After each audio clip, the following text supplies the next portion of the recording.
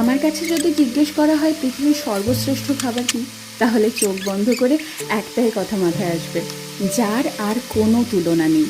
আমরা মধ্যমগ্রাম বাজার গিয়ে একেবারে বর্ষার ইলিশ কিনে এনেছি।